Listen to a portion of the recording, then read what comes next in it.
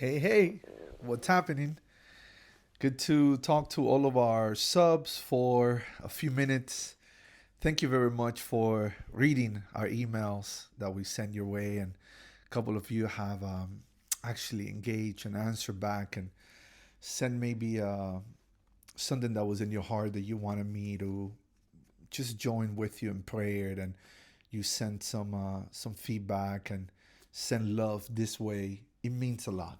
So this email is just going to be showing you this video so you can get to I wanted this video to talk to you for a bit about a scripture that I was meditating on this actually the last couple of days. I do a Bible study with a couple of friends, and I this is what I was sharing with them. So I want you to just follow along, and it's gonna be a good one. I'm getting ready. I'm actually wearing my golf attire. In a little bit, I'll go work on my game. I I'm getting ready to see my good friend, golf coach, mentor, the one and only Mr. Dane Carson in a couple of weeks. So I got to he's gonna check out my game most likely. I'm gonna work so hard on it this 2 weeks that it's gonna fall apart, and then he's gonna mend it all together. And yeah. Anyways, let's stop talking about golf and let's get to the scriptures.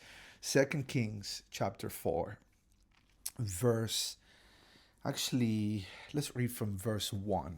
Very well known piece of scripture. I want to point out to you three things out of this one passage that I believe can set you up for the days to come, financially, emotionally, spiritually, in every single area in your life, because that's what this book does. It just helps us to to live a life of wholeness and blessings beyond measure. So it says, now one of the wives of a man of the sons of the prophets cried out to Elijah for help, saying, your servant my husband is dead, and you know that your servant feared the Lord, but his creditor is coming to take my two sons to be his slaves in payment for the loan. Elijah said to her, what shall I do for you? Tell me, what do you have of value in the house? She said, your maidservant has nothing in the house except a small jar of olive oil. Then he said, go borrow containers from all your neighbors, empty containers, and not just a few. Then you shall go in and shut the door behind you and your sons, and pour out the oil you have into all these containers, and you shall set aside each one when it's full. So she left him and shut the door behind her and her sons. They were bringing her the containers as she poured the oil. Now, when the containers were all full, she said to her son, bring me another container. And he said to her, there is no one left, not a one left. Then the oil stopped multiplying. Then she came and told the man of God, and he said, go sell the oil, pay your debt, and you and your sons can live on the rest. What a beautiful scripture. How wonderful to see how God cares for family and family restoration. It was very common in those days for kids to be sold to pay a debt.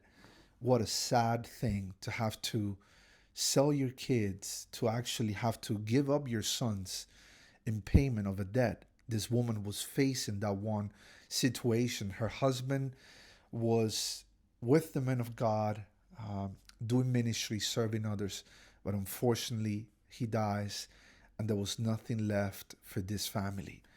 Very painful scenario here, and it definitely that struck my attention. But that will be for another day. Another day, how this man dies, and there was nothing left. There was nothing for his family to live on, or even pay the debt that they had. Today, I just want to emphasize on 3 points, 3 keys that I believe will resonate with you and can make a difference for you in every area in the days to come. First, I want to point out to you that the man of God, when this woman says, "Hey, what can I do? help me out. They want to take my sons. He goes, what do you have in your house? Oftentimes, when we go through difficult moments, we tend to look outside and we say, if I could just get a call from someone, if I could just talk to this guy, if this other person could help me, if this other guy could send me some kind of referral, if something could happen externally outside of me. But God points out for this woman, and the prophet, the man of God says, I want you to look in your house. And I think that God is talking to us today and saying, hey, what do you have in your house? What do you have inside of you? What have I put inside of you that has the power to produce wealth beyond measure? See, that's how I define wealth. It's just a gift from God. It's a grace that He puts within you so you can honor Him and you can serve others and make an impact that will last generations to come. And the man of God says, I want you to look in your house. Elijah says, what is in your house? And she goes, I have nothing but a small jar of oil, olive oil. Back in those days, it was olive oil was very useful, and perhaps it could have been worth about $100 in our days, in these times. But she goes, I have nothing but this jar of oil. And many times God uses the thing that is within you that you were discarding. You saying, I could do nothing else but this one thing. And often beauty is found there. Great treasures are found there. Wealth is found there because it's the thing that God has given you, that He's placed within you, that has the ability to multiply greatly. I want you today, what to think about this. What jar of oil do you have on the inside of you? What do you have in you that God gave you that has the ability to multiply and to produce so much that it will even go beyond what you can think or imagine? There's grace that is a gift. There are talents that God has given you. They are on the inside of you. They are in your house. They are within your reach. And I know it's great when someone calls us to say, hey, whatever you need, I'm here. It's beautiful when you know you can count on someone that doesn't live in your house or it's just a good friend. But today God is saying, I want you to look inside because there's beauty inside your home. There's beauty in what I have given you. Second, I want you to look at the fact that God, the man of God says, Elijah tells his woman, she goes, I want you to shut the door behind you and your sons and pour out the oil that you have in these containers and set aside the other ones when they are full. Most of the miracles that have had an eternal impact in my life, they have happened behind closed doors. Some of the greatest miracles that I've seen God do, they happen behind closed doors. Because often God takes what goes on in secret and He just rewards you in public, or He does something beautiful in public. Today, I do think that is a good time for you to consider shutting the door behind you and behind your kids and embrace what God is doing in your family. Embrace what God is doing with you and those you love most. Elijah said, I want you to close the door, shut the door behind you. God is getting ready to do something behind closed doors. God has watched how you've knelt before Him, how you've called on Him, and He's getting ready to take those words, take those moments, take that time of prayer that happened behind closed doors and do something beautiful with it. So today I encourage you that you will shut the door and watch what God is able to do. I know the anxiety and the stress and going places and looking for answers and calling on people. But if you could call on God today, I'm sure that He could turn your circumstance around. I'm sure that he can bring forth provision. I'm sure that he could answer the prayer. I'm sure that he could turn things around. I'm sure that he can do what he does best. Most of the impactful, very impactful miracles that I have seen, they take place behind closed doors. And finally, I want you to look at the following. As the woman begins to bring the jars and the containers, and the oil keeps flowing. Verse 6 says, when the containers were all full, she said to her sons, bring me one more. And they said, Mom, that's it. There's no other containers. They are all full. And at that moment, the oil stopped flowing. I do believe that you and I have the ability to determine how much oil, how much wealth, how much greatness, how much goodness flows into our lives. You and I can determine how much can God pour into our containers, the container of our lives, the container of our hearts.